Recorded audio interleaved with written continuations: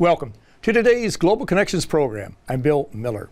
Today we're going to be talking with an expert from the Department for Economic and Social Affairs about some of the Sustainable Development Goals. These are extremely important goals that literally millions of people and thousands of organizations around the world have organized along with the United Nations to try to really create a better world. My guest is an expert in this area. Ms. Daniela Bas is the Director of the Division for Inclusive Social Development in the United Nations Department of Economic and Social Affairs. Ms. Daniela Bas, welcome to today's Global Connections program. Well, Bill, thank you, and thanks also to your viewers. We already had the opportunity to talk about these very important topics that impact the whole world. And this is why I love your program, which is about global connections and whatever you do with your experience to share our knowledge and share information, because we know information is power. And actually one of the main themes this year and next year and in the following years is empowering people by using different tools. And this is the meaning of having 17 goals that the world has given to itself. Because if we achieve each goal, then we are empowering people to have a better life. And we're making sure that our planet is a good, nice, sustainable, welcoming planet. And is still in one piece. And exactly. With climate change, we have our yes. challenge. And of course, we're talking about the Sustainable Development Goals that were adopted in 2015 by the United Nations General Assembly, the 193 governments, the countries of the world that make up the General Assembly. And there, as you mentioned, there are 17 Sustainable Development Goals. One is to eliminate poverty, another to eliminate hunger, another to have clean oceans, to combat climate change. I won't go through a whole litany of them, but you deal, I know in your work you deal with all 17 to some degree, but there are certain 2 or 3 that are very important. I know number 10 is extremely important. What is goal number 10, and why is it important for your work? Right. You're right. When you said that the name of the division within the Department of Economic and Social Affairs is a division that deals with inclusive social development, then definitely for us, all goals are among the 17 that specifically impact social development and the social dimension of sustainable development are part of what we do. And goal 10 about inequalities, to reduce the gap of inequalities within countries and among countries, is fundamental. You see, inequalities are there to promote. If we reduce inequalities, we can promote openness, we can promote tolerance, we can promote social inclusion, and how important it is to be connected, to be included, to be integrated. Because you see, think of inequalities as something horizontal and something vertical and horizontal. Now, when it comes to vertical inequalities, we're talking more about economic inequalities. Rich, poor, vertical. What we do in the division I lead is to explore all the dimensions, the economic, the social, the environmental, the political, the cultural as well dimensions, through the lens of the horizontal inequalities. I'll give you an example. Within the same family, in some parts of the world, boys go to school, girls don't. That's an horizontal inequality within the same social group. Or if we think of persons with disabilities, it is easier for people without disabilities to find a job or to go to school or enjoy tourism and explore the beauties of the world than for somebody who has a disability. So again, that's a horizontal inequality from the social dimension, just to give you some examples. So what we do by trying to reduce inequalities, which is one of the 17 goals, sustainable goals the world is aiming at to reach by the year 2030. This is why it's called the 2030 Agenda and its 17 sustainable goals. These 193 countries are aiming to reach these 17 goals by the year 2030. And 2 are key, as you said, and are really universal. Eradication of poverty, goal 1, or reducing poverty at least. And reducing the gap of inequalities, goal 10, are fundamental if we want to promote a world that leaves no one behind. Very important, very important. And as you mentioned, there are 17 goals, and I think there are 169 targets under those 17 Yes. goals. And Don't of course, ask me to mention those by oh no, heart. no, I mean, we Okay. need a 2-hour program just to read them. But no, Okay. but the important thing is that these goals have mobilized people and are mobilizing groups around the world. You see service clubs like Rotary International, Kiwanis, different ones like that, faith-based groups who are coming together, literally millions of people who are working on these sustainable development goals to do, as you say, to help create that better world and have a more sustainable planet. When you're talking about inequalities, this is a very important area and one that is often overlooked, I think, and shouldn't be. But let's talk about groups and some of the inequalities that may apply. For example, you mentioned people with developmental disabilities, so often they're treated unequally as other people. You have rural people, people who live in the rural areas. Indigenous peoples. And really good example. Yes. Let's just take the indigenous peoples. How would this help them overcome some of the inequalities? And we see that some areas it's actually rougher and more dangerous for indigenous peoples today than it was maybe 10, 15 years ago, whereas it should be going in the other direction. But how would that help them? For instance, you mentioned the climate change at the beginning of our conversation. And to me, climate change is within the dimension of environment. The environment is the working environment, the school environment, the family's environment, and the environment is also nature. So if we think of many communities of indigenous peoples who are the guardians of nature, then if we don't make sure that we maintain and preserve their knowledge, their wisdom, the languages they do speak, then we deprive the world of this beautiful diversity. And if we do not make sure that the proper education or access to education by respecting their knowledge, their traditions, and their languages, if we do not make sure that the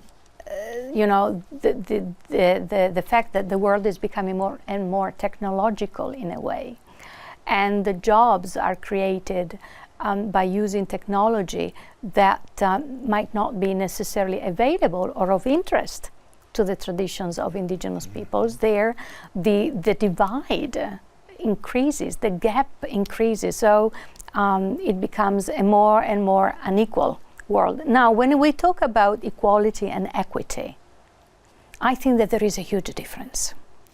You see, equality is when you give, say, a chair the same height to 3 people.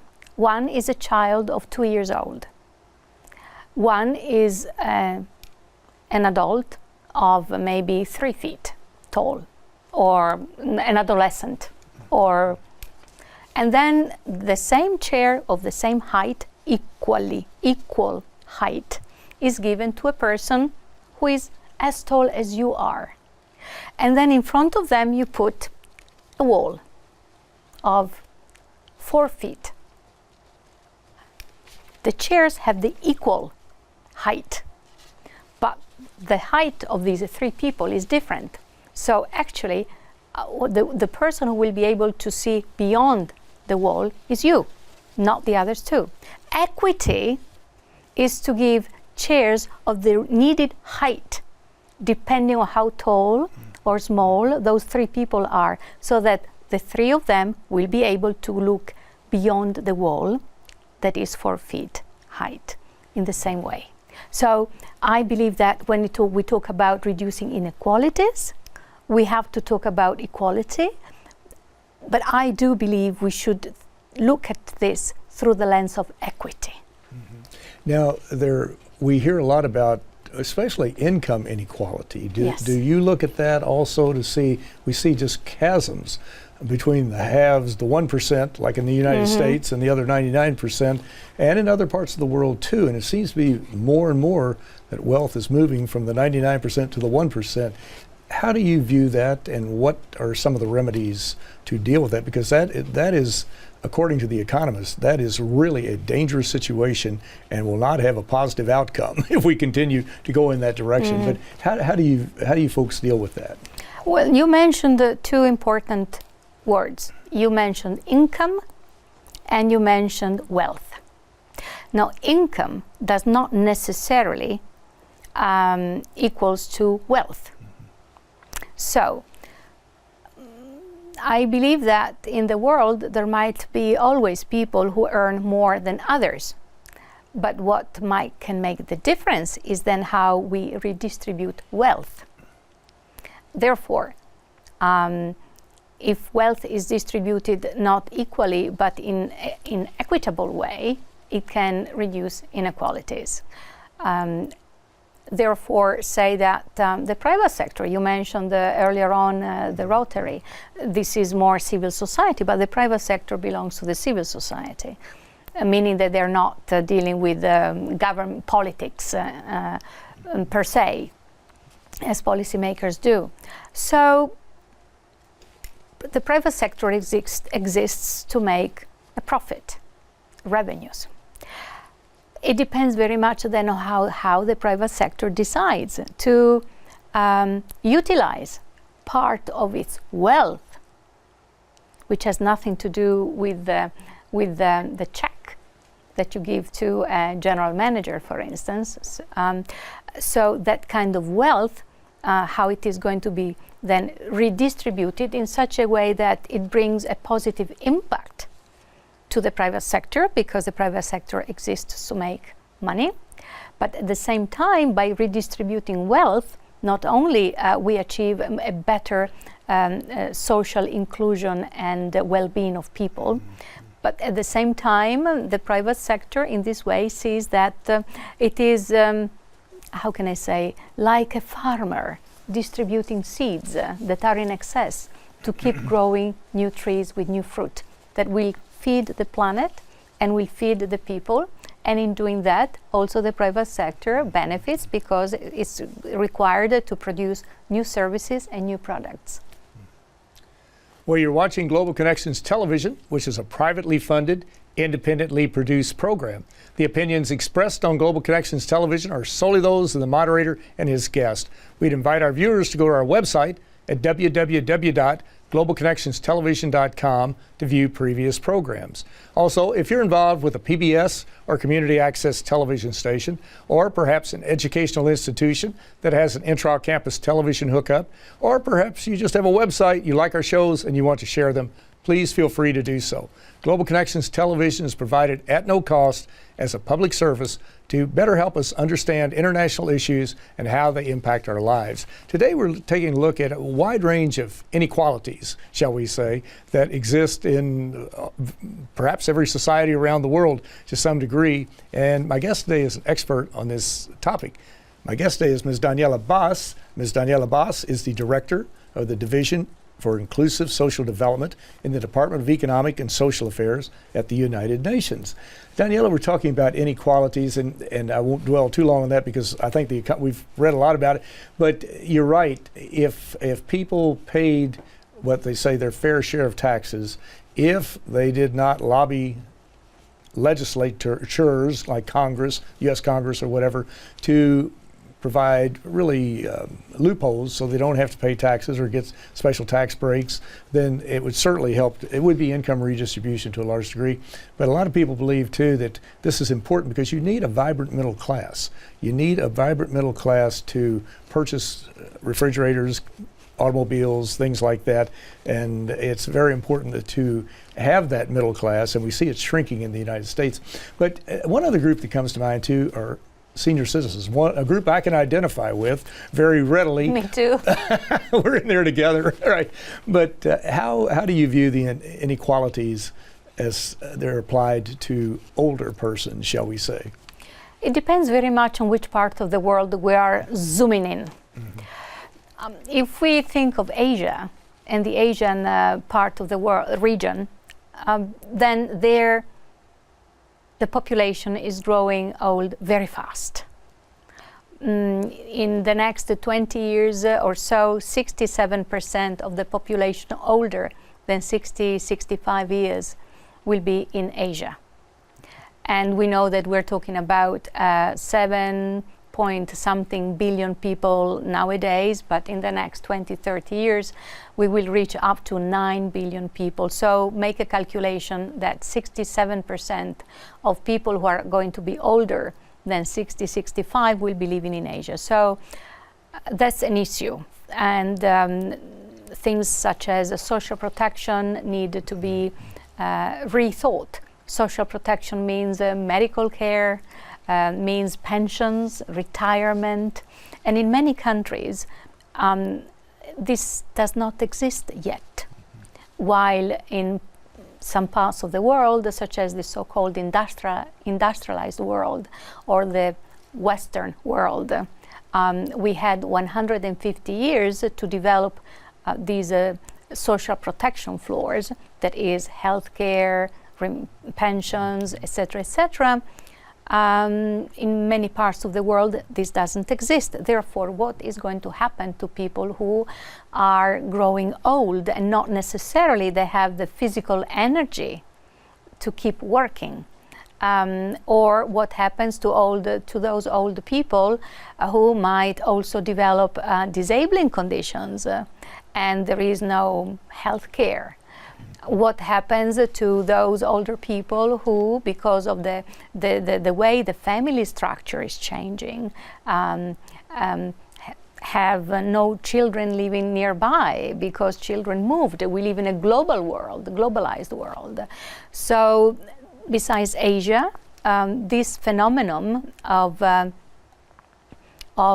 thinking about new social protection floors that belong to the fourth industrial revolution, because those we developed during the last 150 years during the third industrial revolution not necessarily respond and give the answers to the new market, to the new labor market, and to therefore the new structure of the society, where we know technology plays an enormous role. So this digital divide, how many people of a certain age are so familiar and confident with the use of technologies? You apply for a job nowadays and they all ask how confident you are with the new languages, which are not the traditional languages but are the technological languages. So we are working on all of this. The world is getting old.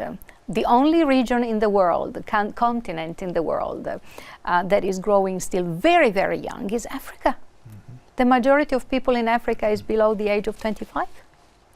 And Africa is going to keep growing very young until the year 2100. But then, what happens? Can you see the imbalance here in the world? So there will be now more and more older people in Asia and Europe and North America and the northern part of the state of America. And it's getting heavy. And Africa. But then Africa is becoming younger and younger. But then what's going to happen when these young generations that are living in Africa now, all in a sudden, they all also start aging? So the world is going to be very unbalanced. Therefore, your question is very pertinent. The United Nations is studying very thoroughly and in depth about these demographic changes and also think of innovative solutions to make the world a world that is sustainable. Exactly. Well, I know the Department for Economic and Social Affairs and your office division in particular, you do some excellent conferences. In the last 3 or 4 minutes that we have left, do you have any of the conferences that just took place or any upcoming conferences that would be of interest to our viewers? I'm sure they all would be, but is there one that comes to mind? Well, one conference we had is in one of these intergovernmental organisms we serve, that is where countries meet and discuss. and decide about policies that could benefit the whole world. As you said, that these policies are brought to the attention of the General Assembly, where these 193 countries then decide how to go about whatever we bring to their attention. So one of the things that we brought to their attention is, again, inequalities and how inequalities can impact the social protection floors, and if there can be some adjustments through fiscal, for instance, policies or other policies. So this is relevant because it will be a conversation that keeps being carried on in the next following years. And then let's not forget that in 2020, it's going to be the 75th birthday of the United Nations. That's so right. many things are going to That's happen exactly then. right. Yes. We will celebrate together with the world 75 years because you see, multilateralism, no matter what some people may think, is fundamental. We need to sit around the table and we need to find common grounds. You see, one of the Secretary Generals, he was from Sweden, one of the first ones in the UN. He said, the United Nations cannot bring paradise on earth, but what the United Nations can do is to avoid hell. So multilateralism is fundamental. Let's keep talking together and let's keep looking for solutions together for the well-being of people and the planet in a sustainable manner. Yeah. Dag Hammarskjöld was one of the great Secretaries General of the Yes, United Nations. correct. No doubt about that. One of the themes as we look at the Sustainable Development Goals has been no one left behind. Yes. And of course, there are right now 7.6 billion people on the planet. How important is that to keep in mind, no one left behind, and how does that tie in to your inclusiveness message? Well, it's not only people we must not leave behind, it's also countries. Because And of the this planet. divide and the planet. And the planet. So the division I lead is so wonderful because we have to take care of policies that improve the life of vulnerable groups, so-called vulnerable groups. And I'm talking about youth, older persons, persons with disabilities, indigenous peoples, and then also the family, because all these generations are included there. And then we have to promote policies to reduce poverty among these groups of people, and to promote decent work, as well as promote inclusion and integration, leaving no one behind. And therefore, by reducing poverty and social inequalities, keeping an eye on the economic inequalities and the environmental ones, we do hope to bring some good to the world. Thanks. You will, I'm sure.